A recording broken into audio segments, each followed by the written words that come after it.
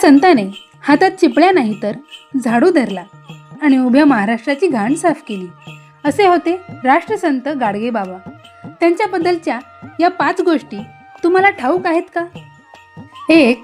ज्यांनी हजारो धर्मशाळा आणि शाळा बांधल्या, त्यांनी स्वतःसाठी उभ्या आयुष्यात कधीच घर बांधलं नाही. 2.